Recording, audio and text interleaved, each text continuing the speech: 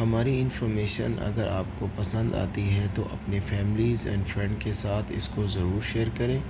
اور ہمارے چینل کے ساتھ جڑے رہنے کے لیے ہمارے چینل کو سبسکرائب کر لیجئے اور بیل کے آئیکن بٹن کو ضرور پریس کیجیے گا تاکہ ہر آنے والی نئی اپڈیٹ آپ تک بر وقت پہنچ سکے۔ حضرات، گزشتہ جمعے میں نے کچھ اشارہ کیا تھا کہ آج امام مہدی کے بارے میں جو ہمارے ہاں تصورات ہیں ان کے موضوع پر کچھ گفتگو ہوگی۔ یہ اصل میں ایک سلسلے کی کڑی ہے۔ 12 ربیع الاول کو جو تقریر میں نے کی تھی قرآن اکیڈمی میں ختم نبوت اور تکمیل رسالت کے موضوع پر، اس کے ایک ضمیمے کی حیثیت سے نزول مسیح کا مسئلہ زیر بحث آیا۔ اب ظاہر بات ہے کہ نزول مسیح سے پہلے رفع مسیح علیہ الصلاۃ والسلام کا مسئلہ ہے۔ چنانچہ میں نے پہلے تو ایک مفصل تقریر اس موضوع پر قرآن اکیڈمی ہی میں کی، اور پھر میرا ذہن چونکہ ادھر متوجہ ہوا کہ یہ اہم موضوع ہے، اس پر زیادہ وسیع حلقے میں بھی گفتگو ہونی چاہیے، تو 2 جمعوں میں بھی اس موضوع پر گفتگو ہوئی، بلکہ 3 جمعوں میں گفتگو ہو چکی ہے۔ بعض ضمنی مسائل وہ تھے اس مسئلے سے متعلق جن پر پچھلے جمعے میں گفتگو ہوئی۔ اب آج اسی ضمن میں چونکہ ایک مسئلہ جنہیں عام طور پر امام مہدی کہا جاتا ہے ان کا بھی ہے، اور اس کا تعلق اس پہلو سے بھی ہے کہ آن جہانی غلام احمد قادیانی نے جہاں مسیح موعود ہونے کا دعویٰ کیا وہاں مہدی معہود ہونے کا دعویٰ بھی کیا، اور ایک نہایت ضعیف روایت کا سہارا لے کر کہ لا مہدی الا عیسیٰ، انہوں نے اپنی ذات میں ان دونوں وعدوں کو جمع کر لیا کہ جن احادیث میں حضرت مسیح علیہ السلام کے نزول کی خبر دی گئی ہے وہ بھی مسیح عیسیٰ ابن مریم نہیں بلکہ مسیل مسیح، وہ میں ہوں، اور جن احادیث میں امام مہدی کے بارے میں اخبار ہیں وہاں بھی در حقیقت جس شخصیت کے ظہور کی پیشین گوئی کی گئی ہے وہ میں ہی ہوں۔ تو ایک ہی شخصیت میں یہ دونوں پیشین گوئیاں جو ہے احادیث کی ان کو اس نے جمع کر لیا، اور یہ بات سامنے رہے کہ اس شخص سے اپنے آپ کو منسوب کرنے والے جو 2 گروہ ہمارے ہاں ہیں، ایک وہ کہ جنہیں ہم اصل قادیانی یا اب ربوائی کہتے ہیں، اور دوسرے وہ کہ جو لاہوری کہلاتے ہیں، یہ دونوں ان دونوں دعووں کے بارے میں متفق ہیں۔ اختلاف ایک اضافی دعوے کے بارے میں ہے، وہ اپنی زندگی کے آخری دور میں صریحاً نبوت کا دعویٰ ہے جو غلام احمد قادیانی نے کیا۔ اس دعوے کے بارے میں کچھ تعویلوں کے حوالے سے لاہوری جماعت منکر ہے کہ وہ دعویٰ ہوا ہی نہیں، یا یہ کہ اس کی تعویل ایسی کرتے ہیں کہ موقف ان کا یہ ہے کہ ہم غلام احمد کو نبی نہیں مانتے بلکہ ہم مسیح موعود اور مہدی معہود مانتے ہیں۔ تو جہاں تک ان دونوں دعووں کا تعلق ہے، ان میں یہ دونوں جماعتیں مجتمع ہیں، ان کو ان دونوں حیثیتوں سے ماننے والے یہ ہیں،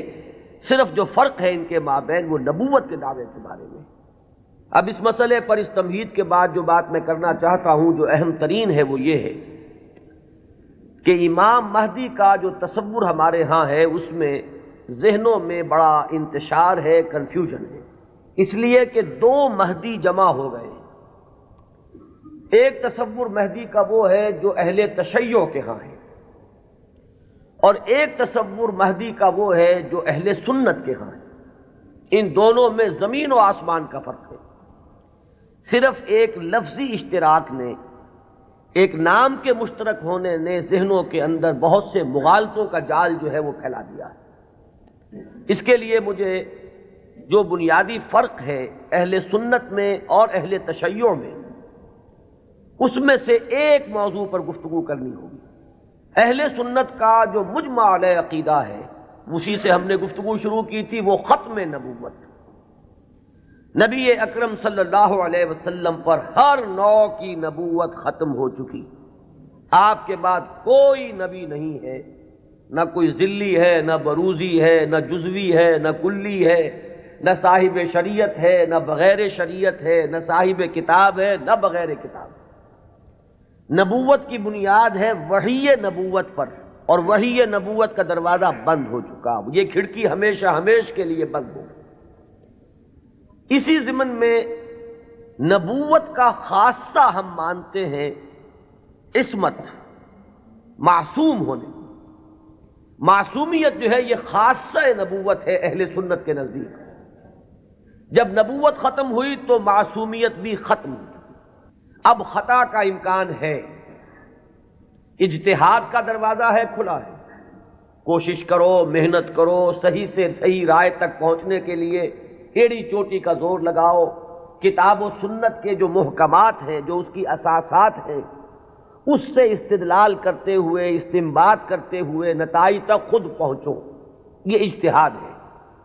اس اجتہاد میں جہاں ثواب کا امکان ہے، خطا کا بھی. ثواب یہاں سے والا ثواب نہیں، صاد والا ثواب، جس سے آپ بولتے صائب الرائے، وہ شخص کہ جس کی رائے صحیح ہوتی ہے. تو ثواب کا بھی امکان ہے کہ صحیح رائے تک انسان پہنچ جائے، اور خطا کا بھی احتمال ہے. یہ جو خطا کا احتمال ہے، اگر پوری نیک نیتی سے خطا ہوئی ہو، انسان کی اپنی نیت میں کوئی فساد نہ ہو،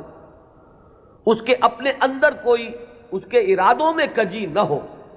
تو اگر خلوص اور اخلاص کے ساتھ ایک مجتہد غلطی کرتا ہے، خطا کرتا ہے، ہمارا موقف یہ ہے کہ اسے بھی اجر ملے گا، اکہرا اجر ملے گا. اس لیے کہ اجتہاد کا مادہ وہی جہد ہے. اس نے خلوص کے ساتھ محنت کی ہے، جد و جہد کی ہے، مطالعہ کیا ہے، غور و فکر کیا ہے، کتاب و سنت کی نصوص کو کھنگالا ہے. اس نے ایک رائے قائم کی ہے. اس رائے کے قائم کرنے میں اگر وہ بربنائے طبع بشری کسی خطا کا مرتکب ہو گیا ہے تو یہ اس کے دسترس سے، اس کے اختیار کے دائرے سے باہر ہے، لہذا اسے اس کی محنت کا اجر و ثواب ضرور ملے گا. تو مجتہد مخطی کے لیے اکہرا ثواب ہے، اور مجتہد مصیب یعنی جو ثواب تک پہنچ گیا، صحیح رائے تک پہنچ گیا، اس کے لیے دوہرا اجر. یہ معاملہ میں نے اس سے پہلے بھی ایک مرتبہ عرض کیا تھا کہ ہمارے ہاں اتنا قطعی ہے کہ ہمارے نزدیک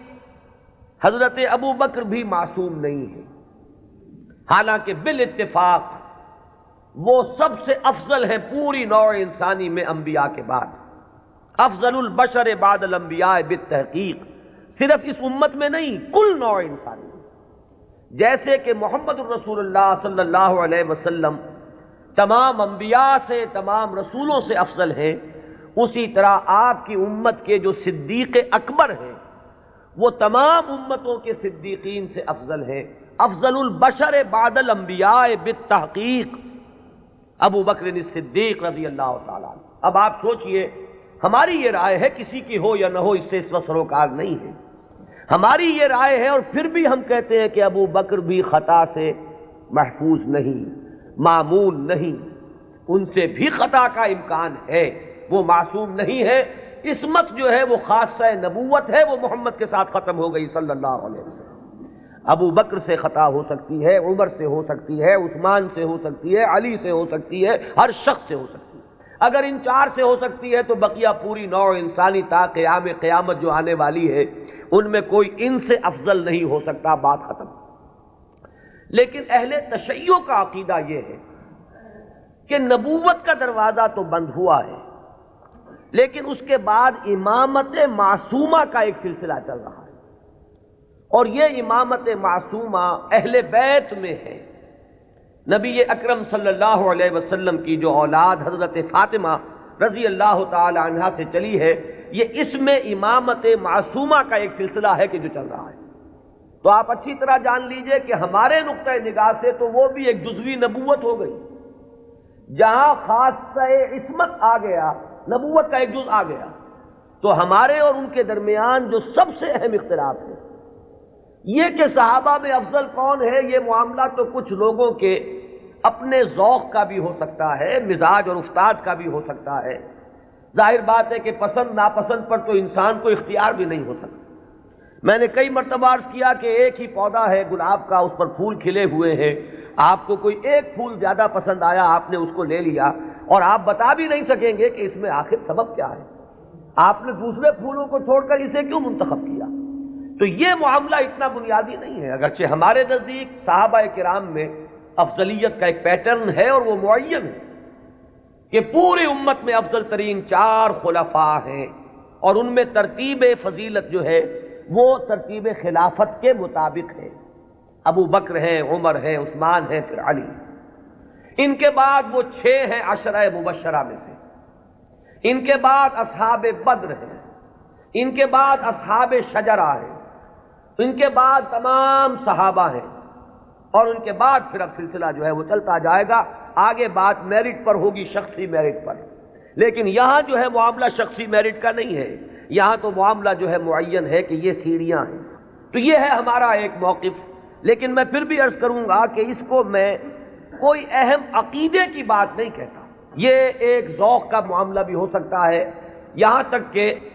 امام الہند حضرت شاہ ولی اللہ دہلوی رحمۃ اللہ علیہ نے ایک بڑی عجیب بات لکھی، وہ یہ لکھتے ہیں کہ اگر میری طبیعت کو اس کے آزاد رجحان پر چھوڑ دیا جائے تو وہ فضیلت علی کی طرف زیادہ مائل ہے۔ کتنی سچی بات کہی ہے کہ میرے ذاتی رجحان کو، میری طبیعت کو، ایک ہے میرا ذوق، اگر اسے آزاد چھوڑ دیا جائے تو وہ کچھ فضیلت علی کی طرف زیادہ اس کا رجحان ہے، وہ زیادہ قائل ہے، لیکن مجھے حکم ہوا ہے کہ میں فضیلت کا اقرار کروں ابو بکر اور عمر اور عثمان کی۔ اب یہ ہے مقام، یہ جامعیت ہے، یہ توازن ہے۔ لہذا میں عرض کروں گا کہ اس مسئلے کو میں پھر بھی ثانوی کہوں گا، دوسرے درجے میں، لیکن یہ جو بنیادی بات ہے یہ بہت بڑا اختلاف ہے،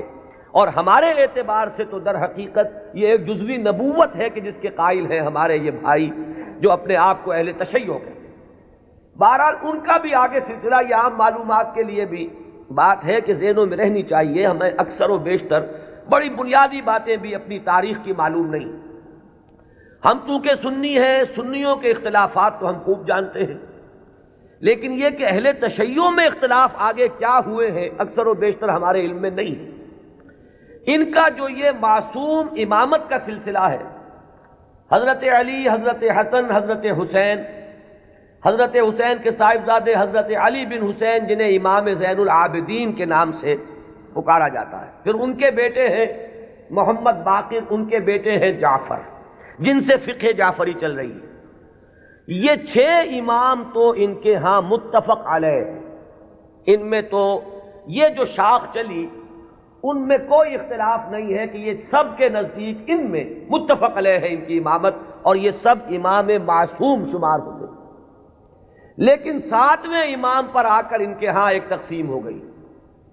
بڑے بیٹے اسماعیل تھے تو ان سے ان کے ماننے والے اسماعیلی کہلائے۔ اختلاف ہوا کہ اب امامت جو ہے حضرت جعفر صادق کی اولاد میں سے کس کی طرف منتقل ہوئی، اختلاف ہو گیا۔ بڑے بیٹے کے ماننے والے یہ کہلائے اسماعیلی، اور چھوٹے بیٹے سے جو چلا وہ پھر مسئلہ وہی چل رہا ہے۔ ان کے پھر مزید 6 امام ہیں، جن میں سے 11ویں امام جو ہے ان کے بارے میں ایک تو تاریخ کی روایت یہ ہے کہ وہ لا ولد فوت ہو گئے، اور ایک روایت جو اہل تشیع کے ہاں ہے وہ یہ ہے کہ ایک بچہ ان کے ہاں ہوا تھا جس کو انہوں نے اخفاء سے کہیں بھیج دیا باہر، اندیشہ یہ تھا کہ حکومت وقت اس کو قتل نہ کرا دے۔ وہ ہیں ان کے تصور میں امام مہدی، وہ جن کو بچا لیا گیا تھا وہ کہیں کسی غار میں روپوش ہیں، اور وہیں ہیں، آخری زمانے کے قریب ان کا ظہور ہوگا، وہ زندہ ہیں، غار میں موجود ہیں، ان کا ظہور ہوگا، وہ امام المہدی ہیں، اور ان کے آنے کے بعد پھر یہ مسلک بھی ظاہر بات ہے کہ اسلام ان کے نزدیک تو وہی ہے جسے وہ اسلام کہہ رہے ہیں، یعنی شیعیت جسے ہم کہتے ہیں، اس مسلک کی بھی فتح ہوگی، اور یہی اسلام جو ہے پھر پوری دنیا کے اوپر چھا جائے گا۔ انہیں قائم آل محمد بھی ان کے ہاں کہا جاتا ہے۔ تو یہ ہے تصور امامت کا اور امام مہدی کا شیعہ حضرات کے، چونکہ درمیان میں نے بات آپ کو ایک بتائی تھی کہ 7ویں امام پر آ کر اختلاف ہوا ہے، تو جو بڑے بیٹے اسماعیل سے جو سلسلہ چلا وہ بھی کچھ عرصے کے بعد دو حصوں میں تقسیم ہو گیا۔ ان میں سے ایک حصہ ابھی چل رہا ہے کہ وہ امامت نسلاً بعد نسل چلی آ رہی ہے، وہ تو ہمارے ہاں کے یہ اسماعیلی ہیں۔ یہ اسماعیلی اس وقت جو ان کے امام ہیں آغا خان تھے، آغا خان کے پوتے اب ان کے امام ہیں، اب کریم آغا خان، یہ ان کے نزدیک امام معصوم ہیں، ان سے کسی خطا کا امکان ہی نہیں۔ سر سلطان محمد خان جو آغا خان تھے ان کے تو یہ الفاظ بھی منقول ہوئے ہیں کہ جب میں شراب پیتا ہوں تو شراب جب میرے ہونٹوں کو مس کرتی ہے تو پاک ہو جاتی ہے۔ یعنی یہ امام معصوم تو وہ شے ہے کہ جس سے کوئی ناپاک چیز چھوئے گی تو پاک ہو جائے گی۔ جیسے وہ تصور ہے کہ ایک چیز، ایک پتھر کوئی ایسا بھی ہے کہ جس کو وہ چھو لے وہ سونا بن جاتا ہے، تو اسی طریقے سے یہ امامت معصومہ کیا ہے اس کا آپ تصور کیجئے۔ تو جو ایگزیکٹ لائن ہے امامت کی وہ تو در حقیقت ان کے ہاں ہے کہ وہ امامت معصومہ کا تصور جو ہے بغیر کسی سلسلے کے ٹوٹے ہوئے وہ چلا آ رہا ہے ہمارے ہاں، جن کو ہم آغا خانی کہتے ہیں، اسماعیلی کہتے ہیں، ان کے ہاں۔ ان کے ہاں دوسری شاخ وہ ہی تھی کہ اس میں بھی آگے چل کر امام غائب ہو گیا، وہ دوسرا امام ہے غائب۔ تو ایک امام غائب تو وہ ہیں جنہیں امام المہدی کہا جاتا ہے، وہ ہمارے ہاں کے جو عام شیعہ حضرات ہیں جنہیں اثنا عشری شیعہ کہتے ہیں، یعنی 12 اماموں کے ماننے والے۔ ایک وہ جو شاخ اوپر والی ہے اس کو شش امامیہ کہتے ہیں، یعنی 6 اماموں تک تو متحد آئے، اس کے بعد 6 کے بعد 7ویں امام پر ایک شاخ نکل گئی، تو وہ شش امامیہ کہلاتے ہیں ان کے نزدیک، اور خود کو یہ کہتے ہیں اثنا عشری۔ لہذا کسی بھی شیعہ دوست سے اگر بات ہو آپ شیعہ کہیں گے تو وہ کچھ برا مانے گا، چپ رہے، آپ سے احتجاج نہ کرے تو بات اور ہوگی، لیکن یہ کہ اگر آپ ان سے مہذب انداز میں سوال کرنا چاہیں تو آپ کا سوال یہ ہونا چاہیے کہ کیا آپ اثنا عشری ہیں؟ یہ لفظ وہ ہے جو خود اپنے لیے اختیار کرتے ہیں۔ لہذا وہ 12 اماموں والا سلسلہ کے 6 متفق علیہ، 5 بعد میں، اور جو 12ویں امام ہیں ان کے وہ عہد طفولیت ہی میں کہیں ان کو بھیج دیا گیا کہیں حفاظت کے ساتھ، اور وہ کسی غار میں ابھی ہے اور وہ وہیں سے ظہور کریں گے۔ لہذا یہ جو اصل شیعیت ہے ان کا امام غائب ہے اور یہ اس کے انتظار میں ہے کہ وہ آئیں، ایک حالت منتظرہ جو ہے اس شیعیت پر یہ چلی آ رہی ہے۔ اس میں میں یہ بھی بتا دوں، یہ بھی دلچسپی کی بات ہے کہ حال ہی میں ایک بہت بڑا انقلابی قدم اٹھایا ہے خمینی نے یہ فلسفہ پیش کیا اور اس کو قبول حاصل ہو گیا ایران میں کہ یہ جو ہم امام منتظر کے انتظار میں رہیں گے اور کچھ نہیں کریں گے تو یہ تو بہت غلط معاملہ ہے کہ آنے والا ہی آئے گا تو کچھ ہوگا، ہم تو کچھ کر نہیں سکتے۔ اس نے تو ہمارے اوپر تعطل طاری کر دیا ہے، ہم لوگ جو ہے بالکل ظالموں کے لیے اور غلط کار لوگوں کے لیے نرم چارہ بن گئے ہیں، جیسے چاہیں وہ کریں، ہم تو ہاتھ نہیں پکڑ سکتے، اس لیے کہ ہم تو منتظر ہیں کہ کوئی آنے والا آئے گا تو صورت بدلے گی۔ تو انہوں نے فلسفہ پیش کیا کہ جب تک وہ امام غائب ظاہر نہیں ہوتے، نائب امام کی حیثیت سے کوئی شخص وہ تمام اختیارات ہاتھ میں لے سکتا ہے جو اصل میں امام کے۔ لہذا امام خمینی جو ہے اس وقت نائب امام ہے، وہ امام جو غائب ہیں ان کے نائب کی حیثیت سے وہ سارے اختیارات اور حقوق جو امام کے ہیں وہ اب امام خمینی کے پاس ہیں، اور اپنے کانسٹیٹیوشن میں انہوں نے اس کو ایک خاص اصطلاح دی ہے، یہ ہے ولایت فقیہ، کہ یہ وہ شخصیت ہے کہ جو بھی حکومت کا ڈھانچہ نیچے بنے گا، کوئی صدر منتخب ہو، کوئی وزیر اعظم منتخب ہو، پارلیمنٹ ہو، یہ سارا ڈھانچہ چلتا رہے گا، لیکن اوپر تلوار لٹکی رہے گی ولایت فقیہ کی کہ جس کو جس وقت چاہے وہ برطرف کر دے۔ یہی وجہ ہے کہ وہ ابو الحسن بنی صدر جو ہے وہ پیرس میں بیٹھے ہوئے ہیں، حالانکہ بہت بڑی اکثریت سے اس وقت ہمیں یہی بتایا گیا تھا واللہ عالم کہ بڑی عظیم اکثریت سے وہ صدر منتخب ہوئے تھے، لیکن بہرحال یہ تو نیچے کا ڈھانچہ ہے، اصل میں تو اوپر ولایت فقیہ ہے، اس کا اعتماد حاصل رہے گا تو کوئی شخص رہے گا ورنہ نہیں۔ میں یہاں نہ کوئی تنقید کرنا چاہتا ہوں نہ کسی اختلاف کا اظہار، آپ کو بتا رہا ہوں کہ بات سمجھ میں آئے کہ امام مہدی کا اصل کانسیپٹ کیا ہے۔ یہ لفظ زیادہ جو ہے معروف جو در حقیقت اس شیعہ نظریے کے تحت ہے۔ ابھی میں آپ کو بتاؤں گا کہ ہمارے ہاں تو جو روایات کسی قدر پائے کی ہے، کوئی ان کی حیثیت ہے، وہاں مہدی کا لفظ ہے ہی نہیں، کہیں بھی نہیں۔ اس اعتبار سے معاملہ بڑا مختلف ہے، کچھ خبریں ہیں ہمارے ہاں وہ میں ابھی عرض کروں گا، لیکن امام مہدی کی اصل شخصیت ان کے بارے میں سارے تصورات، ان کا وہ مقام اور مرتبہ، یہ ساری چیزیں جو ہمارے ہاں عام ہیں، یہ در حقیقت ہماری نہیں بلکہ اہل تشیع کی، وہ ہے تصور شیعہ حضرات کا جو ہمارے ہاں عام ہو گیا ہے۔ اب آئیے جو ہمارا مسئلہ ہے، اہل سنت کے ہاں بھی یہ خبریں موجود ہیں، بلکہ میں اس کو شروع کروں گا ختم نبوت کے بعد وہ کیا اقدامات ہیں کہ جو اس امت میں اللہ تعالیٰ نے اپنی مشیت کاملہ کے تحت کیے ہیں، کہ جن کے بارے میں میں اس وقت جرأت کر کے ایک لفظ استعمال کر رہا ہوں کہ جو نبوت کی قائم مقامی کی حیثیت اختیار کر لیتے ہیں۔ ان میں سب سے پہلا قدم تو میں تفصیل سے عرض کر چکا ہوں، قرآن کی حفاظت۔ اللہ تعالیٰ نے ذمہ لیا، انا نحن نزلنا الذکر وانا لہ لحافظون، ہم نے ہی اس ذکر کو نازل کیا ہے اور ہم ہی اس کے محافظ ہیں۔ یہ میں عرض کر چکا ہوں اس سے پہلے اپنی تقریروں میں کہ اس آیہ مبارکہ کا جو پہلا حصہ ہے وہ تو اپلیکیبل ہے تورات پر بھی، انجیل پر بھی، زبور پر بھی، صحیفہ ابراہیم پر بھی۔ قرآن مجید میں تو گواہی ہے کہ حضرت ابراہیم کو بھی ایک کتاب ملی تھی، ان ھذا لفی الصحف الاولی صحف ابراہیم و موسیٰ، لیکن یہ کہ یہ پہلا حصہ تو سب پر اپلیکیبل،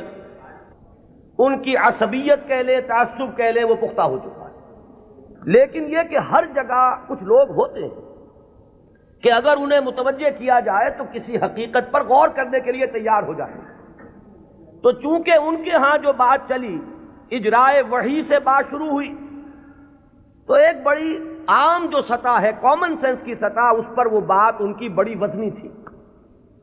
بات یہ تھی کہ جب نبوت کی اصل ضرورت ہے انسان کی ہدایت، تو انسان ختم نہیں ہوا، نبوت کیسے ختم ہو گئی؟ آخر نبوت، میں اب ان کی طرف سے بات کر رہا ہوں، کہیں کوئی مغالطہ آپ کو نہ ہو جائے، اس لیے کہ جب تک آپ اپنے مخالف کے موقف کو صحیح طور پر نہیں سمجھیں گے تو آپ کیسے اس کے بارے میں کوئی ججمنٹ آپ نہیں دے سکتے۔ ان کی دلیل کیا ہے کہ نبوت کوئی ہابی تو نہیں تھی بعض اللہ کی، جب چاہا جاری رکھا، جب چاہا ختم کر دیا۔ یہاں ہر چیز جو ہے حکمت کے ساتھ ہے، کوئی مقصد ہے، کوئی غایت ہے، ربنا ما خلقت ھذا باطلا۔ تو نبوت کی اصل غرض و غایت نوع انسانی کی ہدایت یا اتمام حجت۔ اب وہ نوع انسانی ختم نہیں ہوئی تو نبوت کیسے ختم ہو گئی؟ وحی کا دروازہ کیسے بند ہو گیا؟ یہ دلیل تھی جو کامن سینس کے لیول پر کافی اپیلنگ ہے، بات سمجھ میں آتی ہے۔ یہاں ہمیں سمجھنا ہوگا کہ جب ہم اس کے قائل ہیں کہ نبوت، وحی نبوت کا دروازہ بند ہو گیا، تو خلق کی ہدایت کی جو ضرورت ہے اس کو اب کن ذرائع سے پورا کیا گیا؟ ان چیزوں کو اگر سمجھ لیا جائے تو وہ دلیل کٹ جائے گی۔ پہلی بات میں عرض کر چکا ہوں پوری تفصیل سے اپنی سیرت کی تقاریر میں بھی اور بعد میں بھی، کہ پہلی بات یہ کہ ہدایت خداوندی اپنے مرحلہ تکمیل کو پہنچ گئی قرآن مجید میں۔ اس حقیقت کا جتنا ادراک ہوگا اور شعور کی سطح پر جتنی ریئلائزیشن ہوگی اس کی، اتنا ہی یوں سمجھیے کہ اس فتنے کا دروازہ بند ہوتا چلا جائے گا کہ وہ ہدایت جو وحی کے ذریعے سے دینی مقصود تھی، وہ اپنے کلائمیکس کو، نقطہ عروج کو، اپنے نقطہ کمال کو پہنچ چکی قرآن مجید میں۔ اور دوسری بات یہ کہ اس ہدایت خداوندی کا وہ جو اب مخزن ہے، علامہ اقبال کے الفاظ میں، نوع انسان را پیام آخرین حامل او رحمت للعالمین، اس کی حفاظت کا ذمہ اللہ نے لیا۔ اب یہ ایک بہت بڑا ہسٹوریکل فیکٹ ہے کہ اگرچہ ہم مانتے ہیں سابقہ کتابیں بھی اللہ کی نازل کردہ تھیں، لیکن ان کی حفاظت کا ذمہ نہیں لیا گیا۔ کیا وجہ؟ ترجیح بلا مرجح تو ظلم قرار پائے گی، کوئی نہ کوئی بنیاد ہے ترجیح کی، کہ اس کی حفاظت کا ذمہ لیا اور ان کی حفاظت کا ذمہ نہ لیا۔ کیوں؟ اس لیے کہ یہ ہدایت کامل اور آخری ہدایت ہے۔ اگر یہ بھی گم ہو جائے تو پھر تو یا تو اس کھڑکی کو کھولیے، وہی نبوت کا دروازہ پھر کھلنا چاہیے، ورنہ یہ ہے کہ اگر یہ محفوظ ہے تو پھر کوئی منطقی ضرورت اور عقلی ضرورت اس کھڑکی کے کھولنے کی نہیں۔ تو پہلا انتظام جو اللہ نے کیا ختم نبوت کے بعد، جو ایک خلا پیدا ہوا ہدایت انسانی کے سلسلے میں، اس کے لیے پہلا انتظام قرآن مجید کی حفاظت۔ اب یہ کتاب محفوظ ہے تا قیام قیامت۔ اس کے معنی میں لوگ گھپلا کر لیں،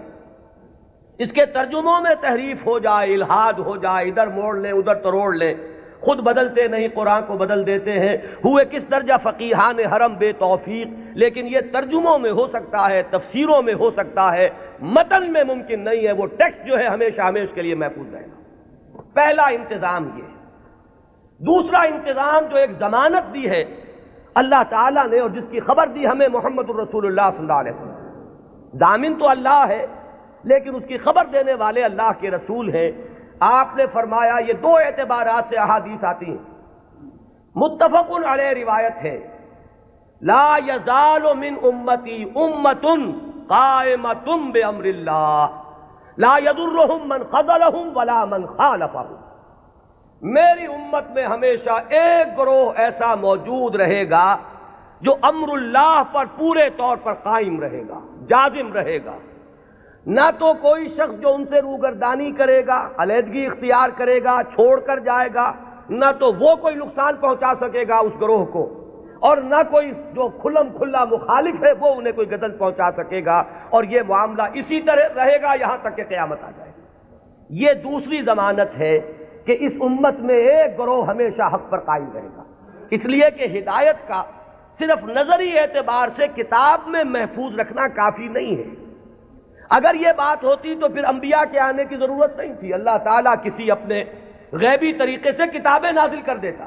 کتاب کے ساتھ کوئی شخصیت جو ہے موجود رہنی چاہیے، کوئی گروہ انسانی موجود رہنا چاہیے جو اس کتاب پر قائم ہو، جو اس کتاب کا عملی نمونہ پیش کر سکے۔ لہذا دوسری ضمانت یہ دی گئی، اور اس کی مختلف روایات اور بھی آتی ہیں، لا تزال فی امتی طائفۃ قائمین علی الحق،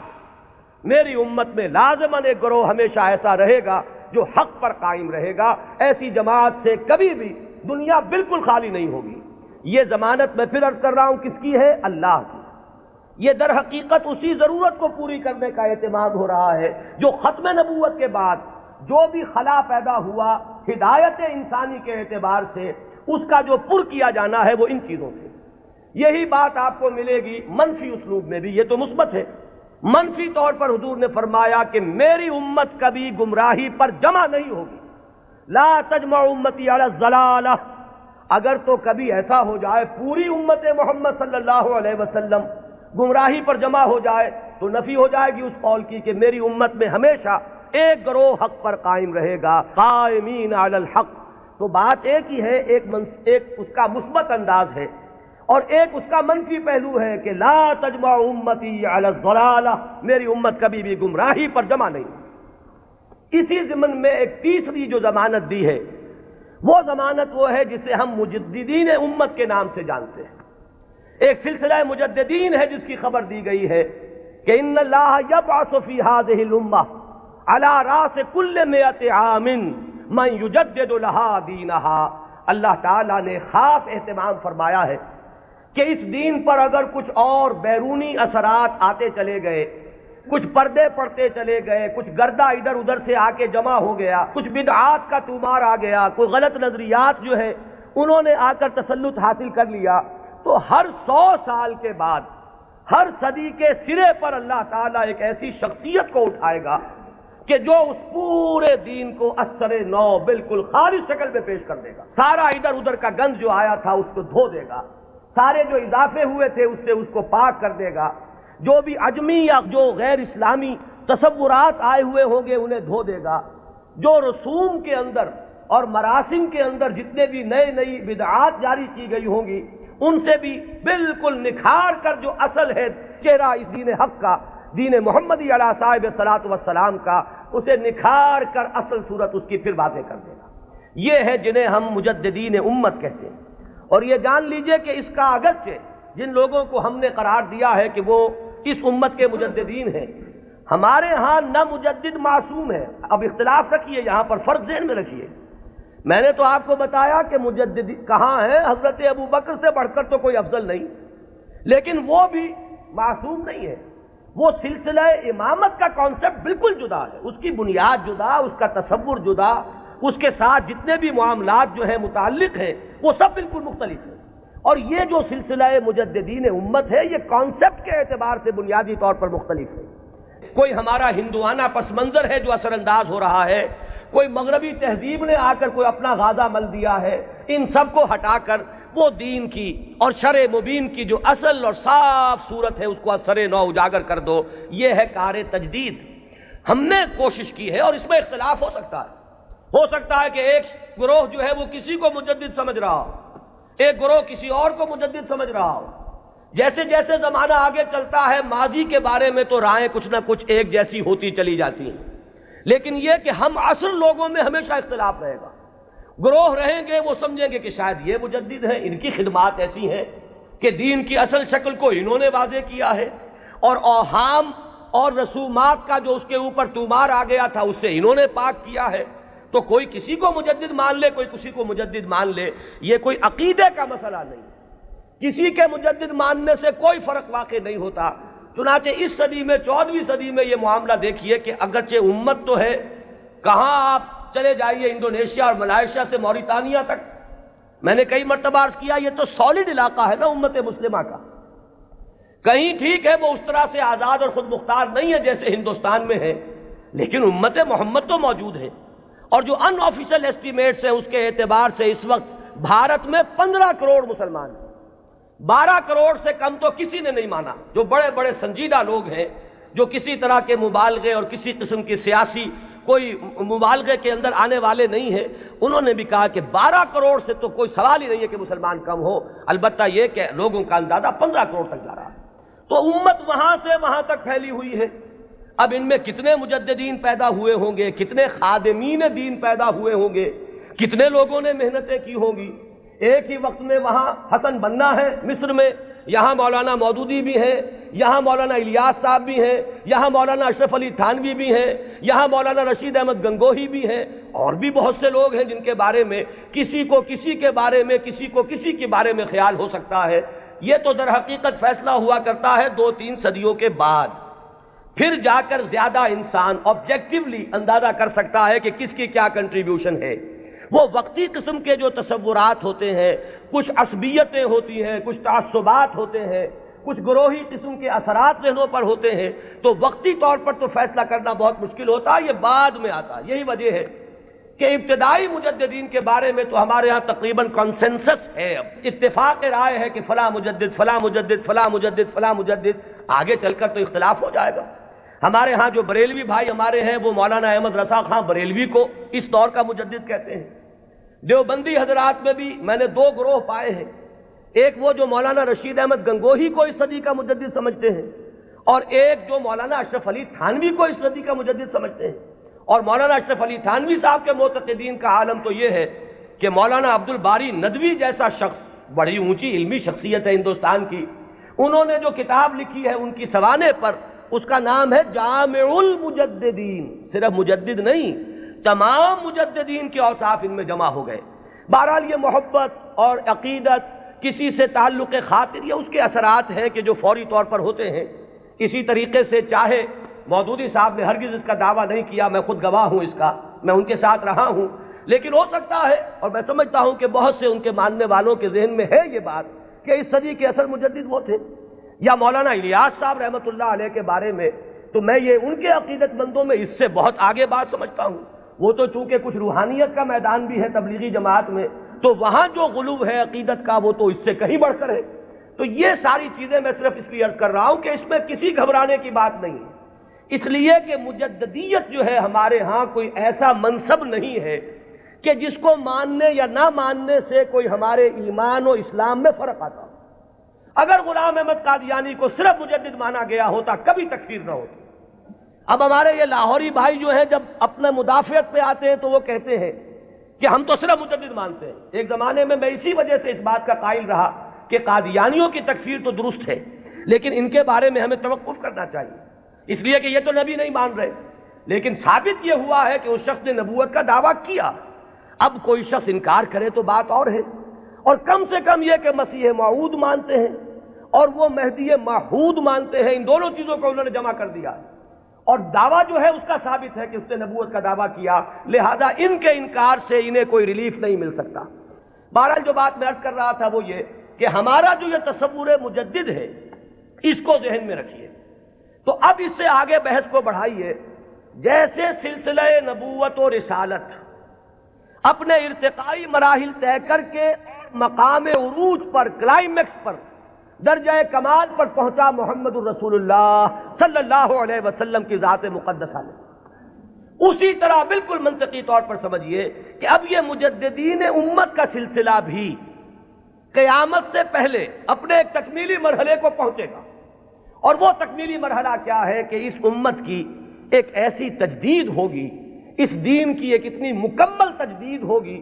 وہ دین کے جسے اب پوری دنیا کا دین بننا ہے، جس کی خبر دی ہے محمد رسول اللہ صلی اللہ علیہ وسلم نے۔ تو وہ اخبار و احادیث ہمیں ملتی ہیں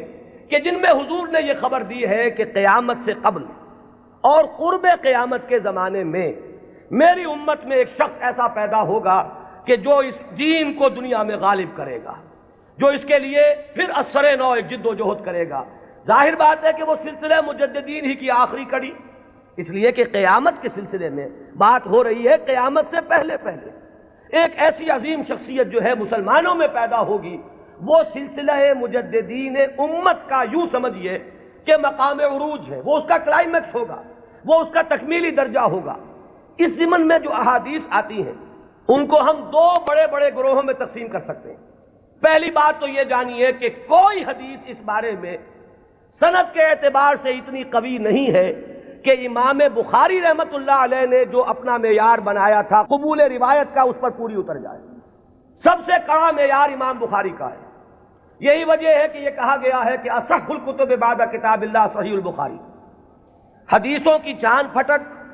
کس روایت کو قبول کریں گے کس کو نہیں کریں گے، ہر محدث نے اپنے کچھ شرائط بنا لی، ایک پیمانہ بنا لیا۔ یوں سمجھیے جیسے یہ بجری جہاں کرشرز لگے ہوتے ہیں اور اس کے بعد وہ کرش سٹون جو ہے وہ کنویئر بیلٹ پر آتا ہے اور مختلف سائز کی چھلنیاں لگی ہوتی ہیں۔ کوئی چھوٹے سائز کی چھلنی ہے، اس میں سے چھوٹے چھوٹے پتھر جو ہے وہ نکل جائیں گے، اس سے آگے چل کر اور چونکہ گریڈنگ کرنی ہے کہ آدھے انچ سے کم چاہیے بجری تو یہ اس چھلنی میں سے نکل گئی، وہ لے جائیے۔ پھر اس کے بعد آپ کو چاہیے آدھے انچ سے لے کر 1 انچ تک تو اگلی چھلنی ہے، وہ اس میں سے نکلیں گے، اس سے آگے اور بڑھتا چلا جائے گا، گریڈنگ ہو جائے گی اس میں۔ تو محدثین نے گریڈنگ قائم کی ہے اپنے معیار میں،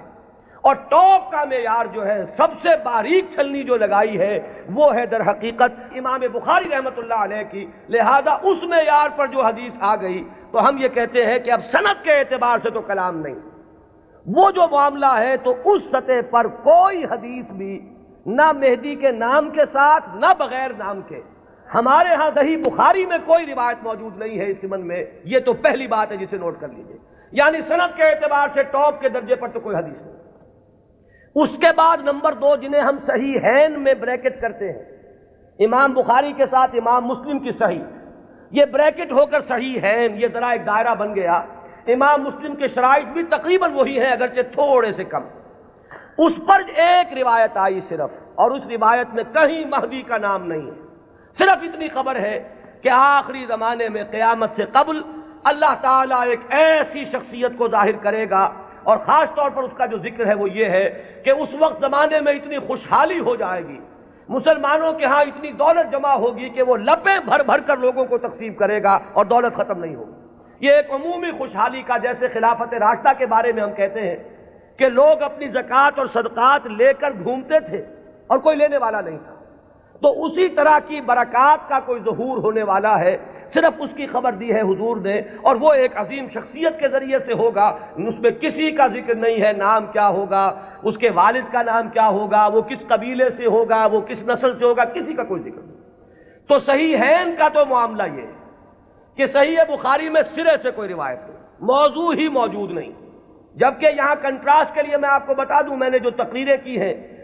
حضرت عیسیٰ کے نزول کے بارے میں علیہ الصلاۃ والسلام، وہ روایات جو ہیں وہ صحیحین کی ہیں، وہ متفق علیہ ہیں، وہ بخاری میں بھی ہے، مسلم میں بھی ہے۔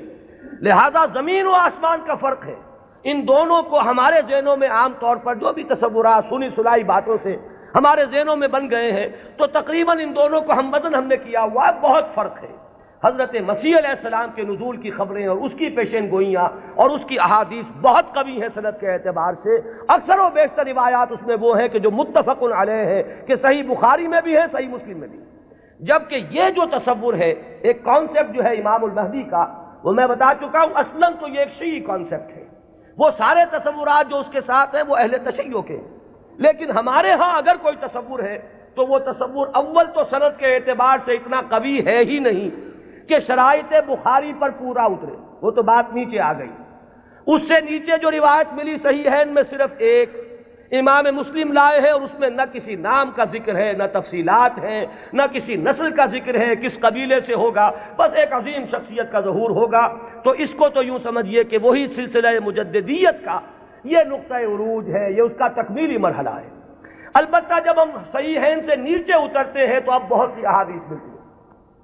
ان احادیث کو بھی آپ دو خانوں میں اپنے ذہن میں رکھ لیجئے۔ ایک تو وہ احادیث ہے کہ جن میں ان کا نام مہدی مذکور ہے، اور اس سے بھی بہتر اور قوی تر احادیث وہ ہیں کہ جن میں نام نہیں ہے۔ پھر ان میں ایک اور فرق ہے، کہیں تو یہ بتایا گیا کہ وہ خاندان فاطمہ سے ہوگا رضی اللہ تعالی عنہ، میری عطرت سے، اہل بیت سے، من ولد فاطمہ کے الفاظ بھی بعض روایات میں ہیں۔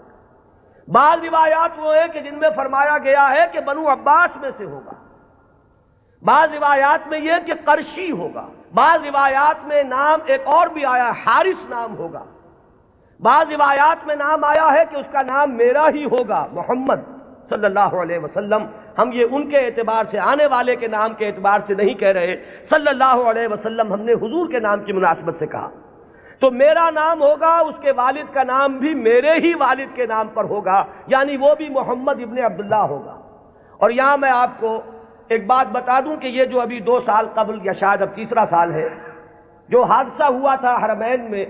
اور مسجد الحرام پر کچھ لوگوں نے قبضہ کیا تھا، مقابلہ ہوا، میں اس کی تفصیل میں نہیں جانا چاہتا کہ اس کے اسباب کیا تھے اور کیا ان لوگوں کا اصل موقف تھا اور وہ کیا کرنا چاہتے تھے، لیکن وہاں بھی ایک شخص نے اپنے مہدی ہونے کا اعلان کیا اور وہ محمد ابن عبداللہ ہی تھا۔ اس کا نام بھی محمد اور اس کے والد کا نام بھی عبداللہ، قحطانی ہے وہ، اور وہ عرب تو ہے، لیکن یہ کہ بہرحال اب جو بھی ان کے بارے میں معلوم نہیں ہے کہ آیا جو لوگ موقع پر قتل ہو گئے ہیں وہاں ان میں وہ ہے یا نہیں، پھر یہ کہ جو لوگ بعد میں پکڑ کر قتل کیے گئے ہیں سزا کے طور پر ان میں وہ ہے یا نہیں، کچھ پتہ نہیں۔ جو ان کا سب سے بڑا سرغنہ تھا اس کو تو بہرحال قتل کر دیا گیا ہے، لیکن جو اصل سرغنہ تھا وہ نہیں ہے، جس نے کہ دعویٰ کیا تھا کہ یہ مہدی ہے، جن کے بارے میں لوگوں نے کہا کہ ان سے بیعت کرو، یہ مہدی ہے۔ تو وہ بہرحال ایک صرف میں نے برسبیل تذکرہ بات کہی ہے کہ وہ جو فرمایا گیا کہ نام میرے نام پر ہوگا اور والد کا نام بھی میرے والد کے نام پر ہوگا، یہ بھی بعض روایات میں ہے، لیکن یہ تمام روایات جو ہیں جیسا کہ میں نے عرض کیا کہ ان میں سے بہت ایک تو تعارض ہے، اختلاف ہے، تفصیلات میں بہت فرق و تفاوت ہے۔ تو اس سے بہرحال جہاں تک حدیث کے متن پر جرح کے لیے اور غور و فکر کے جو اصول بنے ہیں، حدیث پر جو غور و فکر ہوا ہے وہ 2 اعتبارات ہیں، سند پر یا متن پر۔ سند میں تو ہم یہ دیکھیں گے کس نے کس سے سنا، کس نے کس سے سنا، اس نے کس سے سنا، اس نے کس سے سنا، یہ چین متصل ہے یا کہیں ٹوٹتی ہے، 2 کڑیاں آپس میں ملی ہوئی ہیں کہ نہیں۔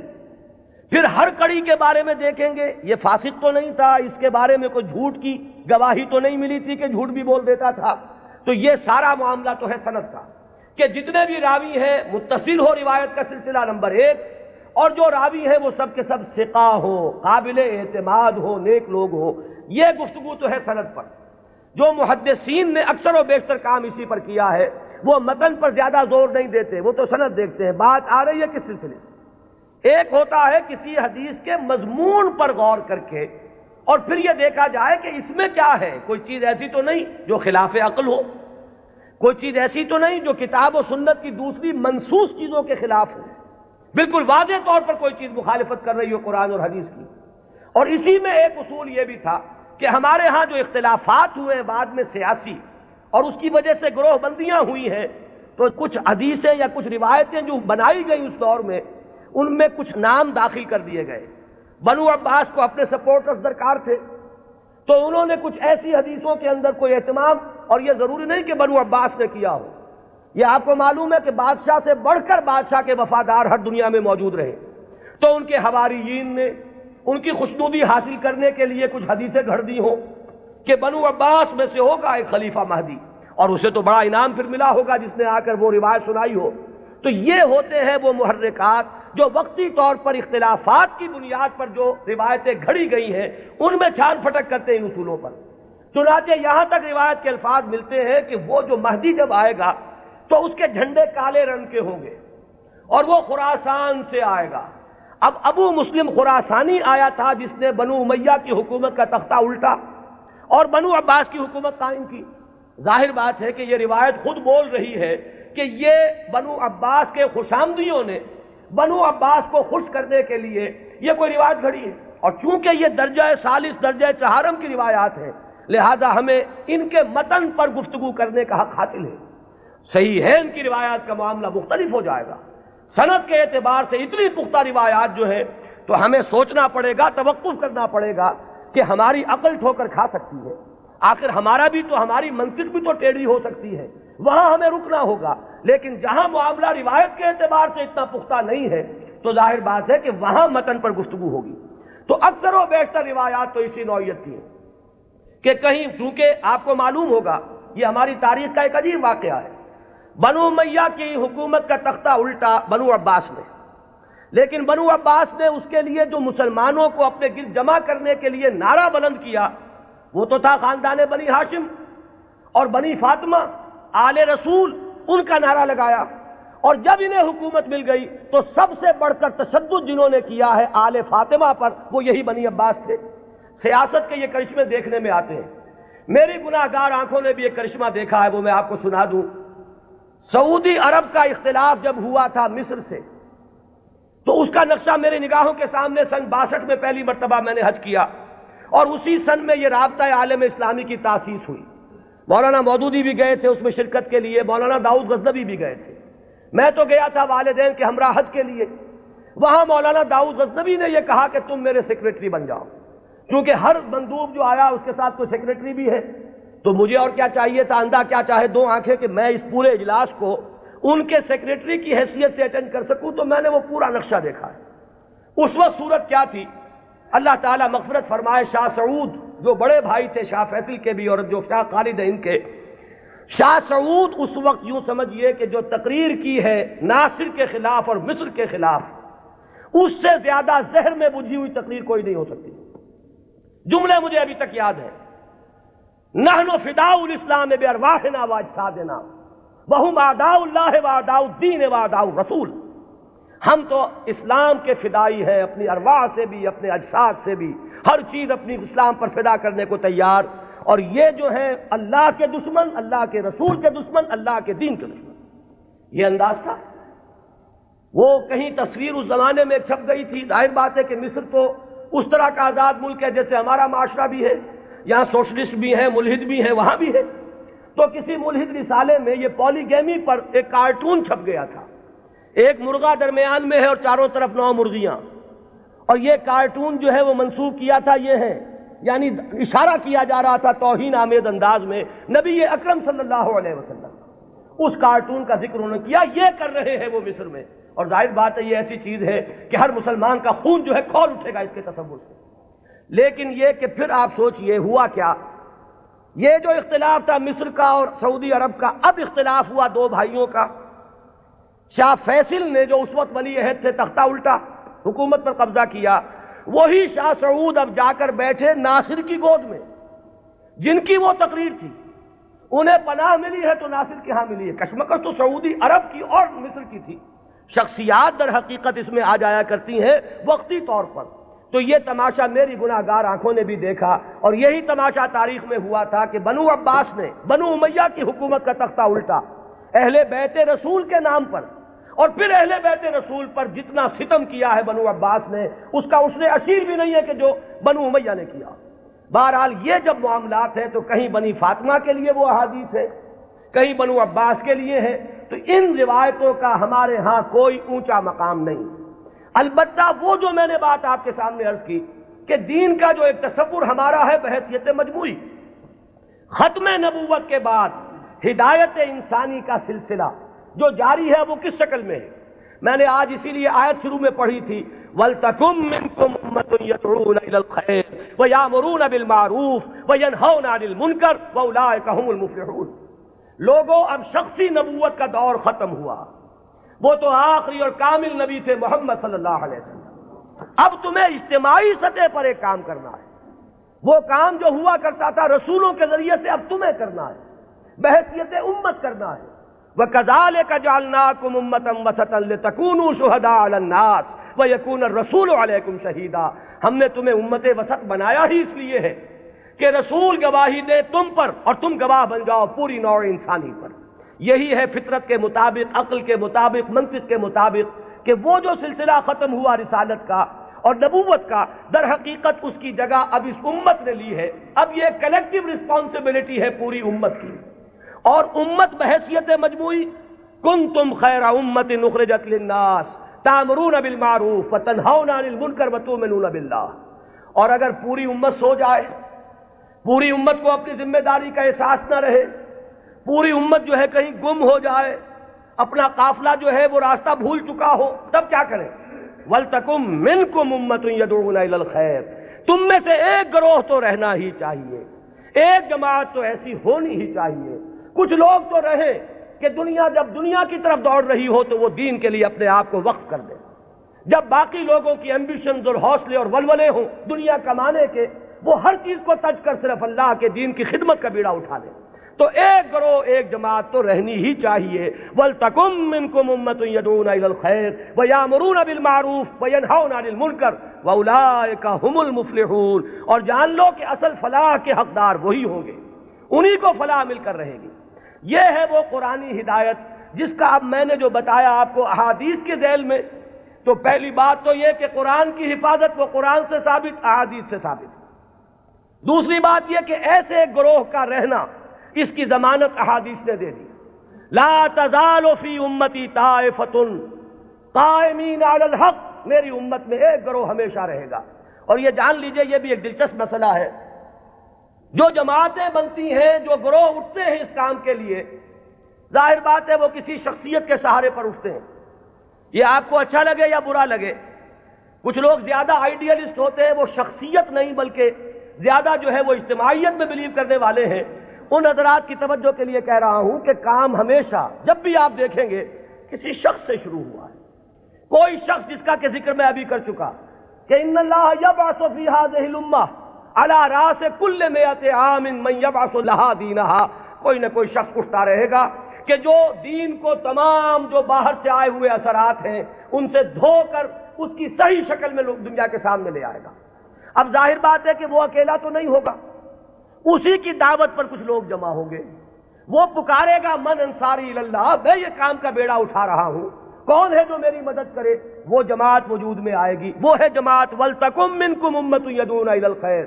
یا لَا تَزَالُ فِي أُمَّتِي طَائِفَةٌ قَائِمِينَ عَلَى الْحَقِّ، وہ جماعت ہوگی۔ اس کے بعد ہوتا کیا ہے حادثہ، یہ بھی جان لیجئے، یہ بھی بہت مرتبہ ریپیٹ ہو چکا ہے۔ وہ جو گروہ، وہ جماعت جب ذرا آگے بات چلتی ہے تو وہ شخصیت جو ہے وہ بت بن جاتا ہے، اس کی محبت جو ہے وہ عقیدت میں بدل جاتی ہے، عقیدت شخصیت پرستی کا روپ دھارتی ہے۔ پھر اس کے ارد گرد اس کا نام لے کر جو لوگ اٹھتے ہیں وہ اپنی دنیا کو کمانے کا ذریعہ اس شخص کو بناتے ہیں، اس کا نام بیچتے ہیں، اس کی محبت بیچتے ہیں۔ وہ جو اقبال نے کہا یہی شیخ حرم ہے جو چرا کر بیچ کھاتا ہے، یہی ہے گلی میں بوزرو دلقے اویسو چادر زہرا، یہ جو لوگ بیچتے ہیں تو اپنے مصلحت کے لیے بیچتے ہیں، اس شخصیت کے لیے نہیں۔ اس نے ایک کام کیا، مسلمانوں کے دلوں کا وہ تارا بن گئی، آنکھوں کا تارا بن گئی وہ شخصیت، ظاہر بات ہے محبت پیدا ہوتی ہے۔ یہ بھی احادیث ملتی ہے کہ اللہ تعالیٰ جب کسی انسان سے، بندے سے محبت کرتا ہے تو وہ فرشتوں سے کہتا ہے میں فلاں بندے سے محبت کرتا ہوں، تم بھی محبت کرو۔ اس کے بعد اس کی محبت جو ہے خلق خدا کے دل میں ڈال دی جاتی ہے۔ بہت سے لوگ جانتے بھی نہیں کہ ہم اس سے کیوں محبت کرتے ہیں، محبت کرتے ہیں اس لیے کہ یہ خدائی تدابیر میں سے ہے۔ اب اس محبت کو کچھ لوگ ایکسپلائٹ کرنے والے آتے ہیں جو اپنی دنیا بناتے ہیں اس محبت کو بیچ کر، اس کے حوالے سے، اس کے ذریعے سے۔ معلوم ہوا کہ اب وہ جماعت جو ایک دور میں کھڑی ہوئی تھی دین کی تجدید کے لیے، وہ خود ایک فرقہ بن کر اور ایک فتنہ بن کر ایک گمراہی کا ذریعہ بن جاتی۔ پھر اٹھاتا ہے اللہ کسی اور کو، اس لیے کہ سلسلہ تو چلنا ہے، نبوت ختم ہو چکی ہے، دین کی ہدایت کے اس پورے سلسلے کو تو برقرار رکھنا ہے تا قیام قیامت۔ پھر اللہ کا کوئی بندہ اٹھتا ہے، پھر وہ نعرہ لگاتا ہے، پھر کچھ لوگ جمع ہوتے ہیں، کچھ عرصے تک وہ جماعت رہتے ہیں، پھر وہ جماعت بھی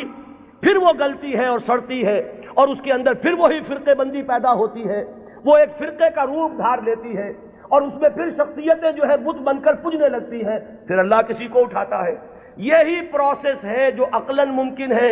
یہی پروسیس ہے جو منطقی طور پر ممکن ہے، اور یہی ہم تاریخ میں دیکھ رہے ہیں کہ ہر گروہ جو ہے وہ اٹھا ہے اور وہ تجدید دین اور خدمت دین کے دائیے سے اٹھا اور انہوں نے کام کیا، اس میں کوئی شک نہیں۔ ایک وقت میں دین کی صحیح تصویر لوگوں کے سامنے رکھی، وہ خدمتیں کر کے چلے گئے، بعد میں ان کے نام پجنے لگے اور وہ پھر عقیدے بن گئے۔ آج ہمارے ہاں جو مزاروں کی پرستش ہو رہی ہے تو یہی تو ہے، جنہوں نے فاقوں پر فاقے کاٹے تھے، جن کے فاقے ضرب المثل ہیں، آج ان کی قبروں کے طفیل جو ہیں عیاشیاں ہو رہی ہیں۔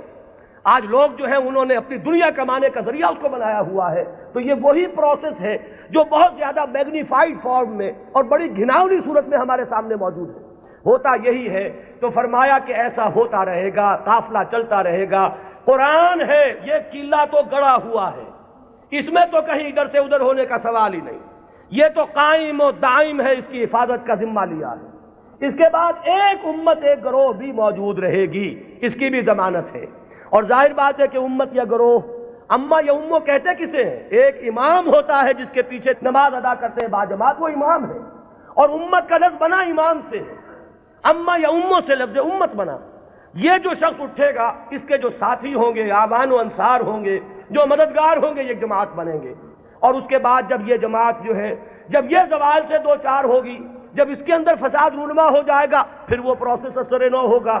یہ چلتا رہے گا تا کہ قرب قیامت میں ایک عظیم شخصیت کا ظہور ہوگا، وہ اسی سلسلہ مجددین کی آخری کڑی ہوگا، وہ دین کی تجدید کرے گا، اس کے ساتھ مسلمان جمع ہو جائیں گے، متقین ہوں گے، صالحین ہوں گے، مخلصین ہوں گے، جہاد ہوگا، اعداء اللہ اعداء الدین کے ساتھ مقابلے ہوں گے، اور ان میں سر فہرست ہے یہود، اور یہود ہی کے ساتھ جب آخری مارکا ہو رہا ہوگا اور وہاں مسلمانوں کے قدم جو ہے وہ کمزور پڑ رہے ہوں گے، اس وقت وہ حضرت مسیح کا نزول ہوگا، اور وہ دجال اکبر جو یہود کا اس وقت سب سے بڑا لیڈر ہوگا، اسے بھی قتل کریں گے اور یہودیوں کا قلع کما کریں گے۔ یہ دونوں جو واقعات ہیں جمع ہو جاتے ہیں، نزول عیسیٰ علیہ السلام کا معاملہ بھی اور اس عظیم شخصیت کا معاملہ بھی۔ ہم یقین سے نہیں کہہ سکتے ان کا نام کیا ہوگا، یہ ساری خبریں فلاں قبیلے سے، فلاں خاندان سے، یہ اس سند کو نہیں پہنچی ہوئی ہیں کہ میں یا آپ کوئی رائے اس کی بنا پر حتمی طور پر قائم کر لیں۔ حتمی بات ایک ہی ہے کہ آخری زمانے میں اس امت میں ایک مجدد پیدا ہوگا، عظیم مجدد، اور وہ اس دین کی تجدید اس سطح پر کرے گا کہ جس کے بعد اس دین کا غلبہ پوری دنیا میں ممکن ہو جائے گا۔ یہ ہے اصل میں ہمارا تصور اہل سنت کا۔ آپ انہیں امام مہدی کہیں یا نہ کہیں، نام اختیار کریں یا نہ کریں، بہرحال یہ تصور ہمارے ہاں موجود ہے۔ البتہ اس کو بنیادی طور پر ڈیفرینشیٹ کیجئے اپنے ذہن میں، جو شیعہ حضرات کا تصور امام مہدی ہے، اس میں اور اس میں کوئی چیز مشترک نہیں، زمین و آسمان کا فرق ہے۔ اقول قولی ھذا واستغفر اللہ لی ولکم ولسائر المسلمین والمسلمات۔